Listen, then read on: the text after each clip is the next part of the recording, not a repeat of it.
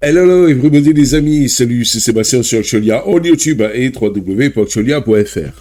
Alors aujourd'hui sur la chaîne de Multimédia, on va tout simplement, vous montrer un petit peu, je vais vous montrer un petit peu, du moins, ma Linux Mint Cinnamon. Voilà un petit peu ce que j'ai fait, les logiciels un peu que j'utilise et tout ça, etc. Alors, d'abord, j'ai bougé, et pas boosté, bouger la barre des tâches que j'avais ici en haut. Alors pour ça, vous faites un clic droit, vous allez dans Mouvement et vous pouvez mettre la barre des tâches où vous voulez. Je l'ai mis en haut. Il suffit juste de cliquer là. Et donc, voilà. Après, vous me dites, elle est transparente. Donc, je suis allé ici, dans les paramètres, et je suis allé dans, je crois que c'est Dexlate. Non, c'est pas ça. Si, non.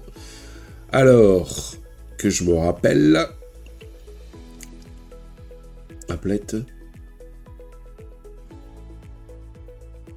Oh, ah non, c'est extension. Voilà, je suis allé dans extension. Et là, vous voyez, un tableau de bord transparent. Il suffit juste, ici, d'en télécharger. Donc, en fait, de le chercher et après de cliquer sur ceci et boum, ça le bascule. Et après, éventuellement, d'aller dans gérer et là, le prendre, faire ajouter et ici, éventuellement, le paramétrer. Par exemple, on peut avec de l'ombre ou on peut faire entièrement transparent. Vous voyez, il est entièrement transparent ou semi-transparent. Vous voyez, vous l'avez semi-transparent. Voilà, hop. Avec de l'ombre, je préfère. Ça fait un esprit fun, sympa et tout ça, etc. Pour les fenêtres qui bougent, gélatineuses dans tous les sens quand je bouge mes fenêtres, bien pareil, je vais dans télécharger ici et j'ai récupéré donc le truc qui s'appelle Compiz Windows Effect. Alors il y en a un autre, ne le prenez pas, il marche très mal. C'est Compiz Vidéo et Windows Effect, qui est donc tout simplement une adaptation de l'extension que vous avez sur GNOME. Voilà. Et ça, Desktop Cube, ça marche pas. Vous voyez, quand je passe d'un cube à l'autre, ça marche pas. Faudrait que, je sais pas. Non, ça c'est pas celui-là. Desktop Cube, il est là. Je sais pas, il y a... Faudrait voir, il y a un truc... Enfin, si vous avez réussi à le faire fonctionner, n'hésitez pas à me le dire dans les commentaires. Voilà. Alors, en ce qui concerne le thème, voilà, ici j'ai mis Bibata Modern Classic, c'est celui qui est par défaut pour le curseur. Mint Y Dark Blue, ça c'est pour le thème ici que vous avez là. Alors, il y a un téléspectateur d'Actualia qui m'a posé la question, Seb, attendez, je vais regarder un truc, il est où? Il est là. Oh, c'est bon, ça continue à fonctionner. Alors, il y en a qui m'a posé la question, il m'a dit, ouais Seb, mais comment tu fais pour avoir la coordination entre les thèmes GTK, thèmes Qt et tout ça? Alors, bien sûr, si vous êtes sur Linux Mint Cinnamon, je précise bien, si vous êtes sur Linux Mint Cinnamon, eh bien, si vous utilisez les thèmes par défaut, là, moi j'ai Mint Y Dark Blue, donc en fait que ça soit un GTK, que ça soit un Qt, au point de vue, donc faites une application GTK, une application Qt ou un Flatpak, ça fonctionne sans problème. Voilà, il y a bien donc la cohérence. Pour vous donner un ordre d'idée, ça c'est un Flatpak, vous voyez, donc il n'y a pas de problème, ça fonctionne nickel dans le thème. Voilà. Donc, de Slab, j'en veux pas, donc, parce que j'aime pas trop. Et j'ai remarqué que, par exemple, j'avais testé le truc avec Audacity, et les Flatpak étaient plus à jour que les Slab. Voilà. Et toujours en version stable, hein, sans compter les versions bêta et tout. Donc, moi, je pense que le Flatpak, c'est l'avenir pour les paquets universels sur Linux. Voilà. Sinon ici, pour le thème des icônes, vous voyez que j'adore, qui est le même thème qu'Ubuntu, GNOME, et bien donc, il est directement dans Mint. J'ai rien rajouté de plus, vous voyez, c'est Yahoo Blue Dark. Voilà. tout simplement. Et là, pour la barre des tâches, j'ai mis Linux Mint, qui est directement, donc en fait, voilà, c'est celle-là, qui est directement, donc, dans Linux Mint aussi. Donc, vous voyez, j'ai tout fait avec les moyens du bord, sans embêter à télécharger des trucs et tout ça. Pour ce qui concerne la météo ici, et donc en fait la température de l'ordinateur, ben pareil, je suis allé ici dans Applet, météo, température, vous allez ici dans télécharger, voilà, là il y a eu un bug, et là vous avez météo, et vous avez température du CPU. Et ben voilà. Et après, bon ben c'est simple, hein. Il suffit de faire un clic droit, configurer, et là, donc vous configurez tout ce que vous voulez. Par exemple, l'emplacement ici, si vous tapez par exemple le nom de votre ville, avec une majuscule s'il vous plaît, il va le trouver automatiquement. Là, vous réglez les affichages, les options et tout, impeccable. Voilà. Pour sélectionner, donc ici, pareil, vous allez dans hop, Applet, et vous avez un truc qui s'appelle, c'est vers la fin normalement, voilà, sélectionneur d'espace de travail. Et bien vous cliquez dessus, et hop, il vous le met. Voilà, tout aussi simple que ça. Pour faire vos mises à jour, c'est le top, vous avez un petit icône ici, quand vous avez une mise à jour, il vous le dit, vous cliquez dessus, il vous amène directement là-dessus. Là, c'est des mises à jour à faire, il vous les met, et vous faites installer les mises à jour, et les mises à jour sont installées. Rien de plus simple. Jusqu'à présent, aucune CLI. J'ai eu besoin d'aucune CLI à faire, c'est-à-dire donc de passer par une ligne de commande. Un truc aussi, vous êtes par exemple ici, il y a un logiciel qui vous plaît pas, que vous voulez plus, par exemple l'éditeur de texte. Vous faites un clic droit ici, désinstaller, et il vous désinstallera l'application. Attention, tout ce que je vous montre là, c'est avec Linux Mint Cinnamon. Mais si vous avez Cinnamon, par exemple, porté sur Fedora, porté sur Arch Linux ou Manjaro, vous n'aurez pas, par exemple, cette fonction. Voilà. Vous n'aurez pas peut-être tous les thèmes que je vous ai montrés directement inclus. Excusez-moi, j'ai le nez explosé, parce que c'est les allergies du printemps. Et il y a des trucs aussi assez sympathiques. Si on va dans Accessoires, vous avez créateur de clés USB et formateur de clés USB, qui sont deux utilitaires sympas, donc de Linux Mint Cinnamon. Voilà. Ici, non, ça y est, pas graphisme non plus. Il y a un truc aussi qui est pas mal, c'est application web. C'est-à-dire si vous voulez transformer des web applications en applications standard. J'en avais parlé aussi sur Actualia. Et il y avait un truc aussi qui était assez sympa, qui voilà, Hypnotix, qui vous permet donc de regarder de l'IPTV, donc de la télé sur votre ordinateur. Ça, c'est pas mal aussi. Voilà. Alors, le formateur de clé USB, c'est ça. Vous insérez le clé USB, c'est ce qu'on va faire. Voilà. Normalement, voilà. Et là, donc, vous pouvez sélectionner votre clé USB. Ici, voilà. Ici, d'y mettre le format que vous voulez. FAT32, XTFAT, NTFS ou XT4. Et donc, oui, bon, ça va, Coco. Voilà. Et donc, ici, de mettre le nom du volume et de formater. Voilà, c'est assez sympa. Et ici, si vous voulez créer des ISO, créateur de clé USB. Ici, vous allez chercher l'ISO que vous voulez, par exemple, dans le téléchargement. On va prendre ça, ouvrir. Là, on met la clé USB. Voilà. Et après, et donc, on fait écrire. Voilà, tout simplement. Et il vous créera votre clé USB. Donc, c'est quand même relativement sympathique. C'est deux petits utilitaires que j'affectionne tout particulièrement. On peut faire ça malgré tout avec disque. Vous voyez, par exemple, voilà. On peut faire ici, vous faites formater le disque. Et là, vous faites créer une image disque ou restaurer une image disque et vous allez chercher donc une image ISO. Ça fait à peu près la même chose en sélectionnant après la clé ici. Voilà. Pour ceux qui disent, ouais, mais nous, c'est pas dispo. Par exemple, sur Fedora, vous les avez pas dispo dans les dépôts. Ces deux petits utilitaires. Ne vous inquiétez pas. Donc, disque que vous avez donc en fait dans les dépôts, eh bien, fera la même chose. Alors, côté logiciel. Ah oui, alors. Côté mon doc ici, j'ai Planck.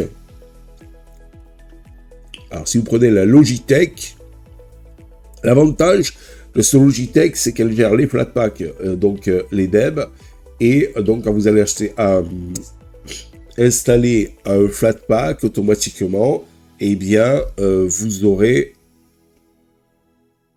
Ah, voilà, ouais.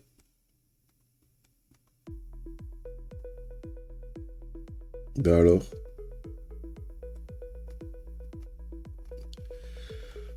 Oh oh. Moi qui ai dit que c'était stable, Linux Mint, là je me prends un petit problème. Est-ce que c'est parce qu'il y a OBS qui tourne derrière?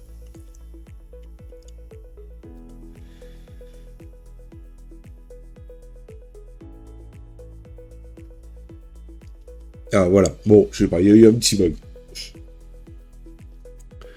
Donc l'avantage du store, c'est que c'est toujours comme ça. Quand je veux faire une vidéo, il y a des blèmes. C'est que voilà, vous pouvez gérer les Flatpak ici et les DEB normalement, voilà, normal. Mais quand vous faites une recherche, par exemple Audacity,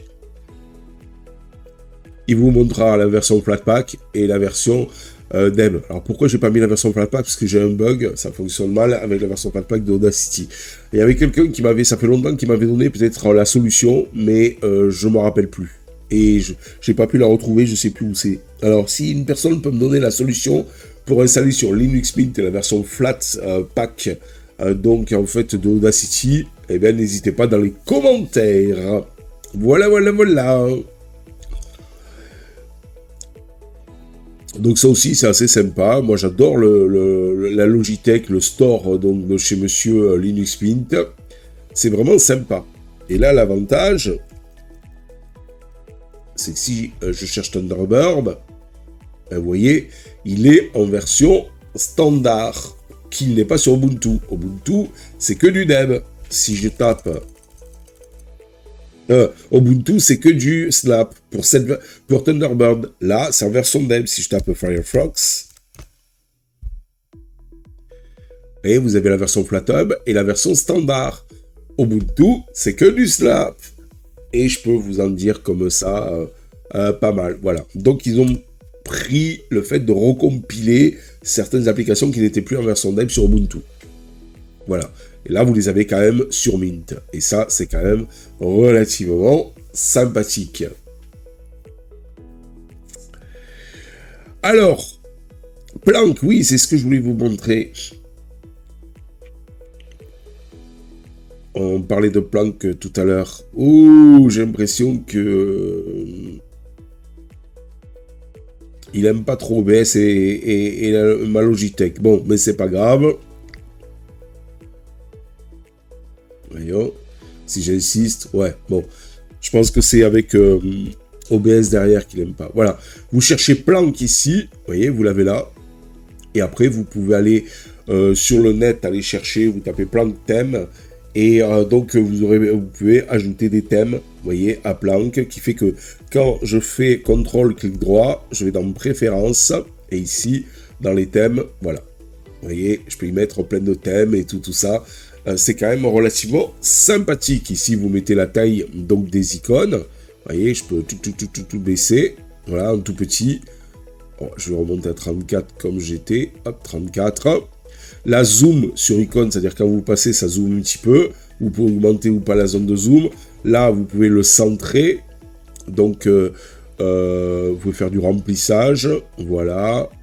Vous voyez. ou début, voilà, que ici, fin, voilà, que vers la fin, ou le centrer au milieu. Et là, vous pouvez le mettre en haut, en bas, à droite, à gauche. Vous voyez, par exemple, si je le mets à gauche, voilà. Je l'ai ici. Je vais le mettre en bas. Et là, n'oubliez pas, il n'y a pas la corbeille. Donc, vous double-cliquez dessus. Et donc, ça vous permet d'avoir la corbeille ici. Voilà, tout aussi simple que ça. Alors, je suis sur la version Edge. Donc, alors, pour avoir la transparence ici, vous voyez, donc, en fait, du terminal, eh bien, vous allez ici dans Édition, Préférences. Vous allez dans ici, donc profil sans nom. Donc là, vous mettez police personnalisée, donc vaut mieux. Et là, dans couleur, normalement, c'est comme ça. Vous voyez, ben là, vous décochez ça et vous allez ici, utiliser, cliquez ici, utiliser l'arrière-plan transparent. Et là, vous pouvez faire hyper transparent ou moyennement transparent, comme moi, je l'ai fait. Voilà, tout aussi simple que ça. Et après, vous faites fermer et il n'y a pas de problème. Alors, moi, j'ai la version Edge, donc, de Linux Mint. Donc, je ne suis pas en noyau 5.1, mais en 6.5. Le seul avantage, c'est ça. C'est que vous avez un noyau plus récent pour la version Edge. C'est tout. Sinon, il n'y a aucune amélioration notoire. Alors, bon, là, j'ai bien sûr mon gestionnaire de fichiers, qui est Nemo. Voilà. Qui ressemble un petit peu à fichier de GNOME, mais c'est une version spécifique à Linux Mint Cinnamon. Disque, je vous l'ai présenté tout à l'heure. Application web, c'est pour gérer les applications web. Ça, je vous en ai parlé. Vous avez une vidéo dédiée sur Actualia. Donc, comment? Donc, tout simplement, ben, vous faites plus. Là, vous mettez le nom de votre application, l'adresse de votre web application, l'icône de votre application, la catégorie, le navigateur. Vous faites OK. Et donc, automatiquement, ben, ça vous permettra d'entrer une web application ici dans le doc, par exemple. Ça peut être assez sympa. Et tout ça fenêtré comme si c'était une vraie application native. Telegram, bon, vous savez, c'est pour gérer mon canal Telegram. Google Chrome, vous savez, c'est mon navigateur par défaut. Voilà, pour tout. Sur Chrome OS, ok, j'ai pas le choix, mais je l'ai aussi sur le téléphone, navigateur par défaut. Je l'ai sur Windows, je l'ai sur Linux Mint, je l'ai sur ma Fedora GNOME, Google Chrome. Jerry, c'est mon petit, sur Linux, mon petit client mail que j'adore, basé sur du GTK, donc il est sympa. Ah, excusez-moi, j'ai le nez. OnlyOffice. Pourquoi OnlyOffice et pas LibreOffice, qui est pourtant installé d'origine ici sur donc Linux Mint, c'est parce que il a de meilleures compatibilités OnlyOffice avec Office, Microsoft Office. Voilà. Mon agenda que je peux retrouver ici. Voilà. Donc en fait mon agenda là. Ici la calculatrice, bon tout simple, hein, la calculatrice de chez Monsieur Globe. Ça change pas. Ici j'ai photofiltre. Alors c'est vrai, pas de Pinta, pas de PhotoFlair et tout, parce que je suis habitué à ce petit logiciel qui s'appelle tout simplement Photofiltre, qui est sur Windows. C'est pour ça qu'il ne prend pas le thème, parce qu'il marche à travers Wine. Et donc j'adore. Voilà, j'adore. Pour les petits trucs usuels et tout ça, ça me suffit largement. Pas besoin de passer par GIMP, par truc, par-ci, par-là. Il me va très bien. C'est la version, à propos de 6.5.3, et moi je la trouve très simple d'utilisation. Donc je m'embête même plus à prendre GIMP ou Pinta ou PhotoFlair, qui est censé être un fork de photofiltre, mais qui est franchement moins bien. Ça, c'est donc la capture d'écran, pour capturer l'écran. Téléchargeur de vidéos, c'est pour télécharger des vidéos YouTube. Ça, GQRX, ah, vous le connaissez, GQRX, mon fameux GQRX pour ceux qui me suivent depuis longtemps, qui me permet de faire de l'écoute radio à partir d'une clé donc SDR. Et ça, c'est une distribution n'a pas GQRX, je la prends même pas, je l'essaye même pas. Voilà. Ça, c'est Shortwave, j'adore. C'est pour écouter la radio. Et franchement, c'est super. Voilà. Ça, c'est enregistreur audio. Alors, c'est quoi? C'est Audio Recorder. Et c'est un logiciel qui vous permet d'enregistrer la source d'une application. Alors, ça peut être sympa si vous, par exemple, vous voulez enregistrer de l'audio, de certains logiciels et tout ça. C'est super sympa. Readbox, c'est mon logiciel, donc j'ai pas encore mis ma base de données d'audio, de musique. C'est mon logiciel chouchou pour écouter la musique, voilà, sur Linux. Spotify. Ça, j'aime bien aussi, c'est FreeTux TV, qui vous permet de récupérer le fichier, le flux de vos box internet et de certains web TV, et de pouvoir donc en fait le regarder directement sur votre ordinateur. Ça, c'est vraiment pas mal. Celluloid, c'est mon lecteur donc en fait vidéo. OBS Studio, c'est pour enregistrer donc tout ce qui se passe sur mon ordinateur, entre autres ce que je vous présente là. Vous voyez, voilà. Audacity, tout le monde le connaît, c'est un utilitaire qui vous permet de faire de la retouche audio. FF Multiconverter, celui-là aussi, tout le monde le connaît, c'est un logiciel, je vous en avais déjà parlé sur donc Actualia, qui vous permet de convertir de l'audio-vidéo, des images et des documents, de format dans d'autres formats et tout, etc. J'adore. QWinFF, j'adore aussi. C'est un truc qui est basé sur FFmpeg, et donc, comme d'ailleurs l'autre, là, celui d'avant, le FF Multiconverter. Et donc, vous prenez un fichier, vous le mettez là-dedans, et après, donc, il vous demande dans quoi le convertir. Vous mettez dans quoi vous voulez le convertir, vous faites convertir, boum, il le convertit. Voilà. J'adore aussi, c'est très simple, le fait de copier-coller et tout. J'adore aussi, je trouve très fun que WinFF. PTV. Alors, PTV, c'est un logiciel de montage vidéo que j'affectionne tout particulièrement. Voilà. Alors, vous voyez, quand vous êtes en plein écran, en haut, la barre aussi se met donc en plein. C'est-à-dire qu'elle est plus en transparence. Alors, j'adore ce logiciel de montage vidéo parce qu'il est très simple d'utilisation. Il me fait penser un peu, ça se veut un peu un truc dans la même lignée qu'Imovie sur Apple. Voilà. Et donc j'adore, c'est fun, c'est simple d'utilisation et tout, malgré que la dernière version date, puisque la dernière version date de mars, janvier, février, mars, c'est ça, mars 2023. Nous sommes quand même en 2024 et au mois de mai. Donc ça fait plus d'1 an qu'il n'y a pas eu de mise à jour. Par contre, prenez-le en Flatpak et ne le prenez pas en fichier DEB, puisque donc il décolle un petit peu en fichier DEB qu'en Flatpak il fonctionne bien mieux. Vous avez Flowblout aussi que j'aime bien, qui au passage bug un petit peu sur Ubuntu et pas sur Linux Mint, pourtant avec la même version, la 2.14. Celui-ci, il se veut être un peu l'équivalent de Final Cut sur Apple. Voilà. Un peu plus compliqué, un peu plus complexe, mais un peu plus chiadé. Donc, à prendre en main, à tester avant de l'utiliser au quotidien. Voilà.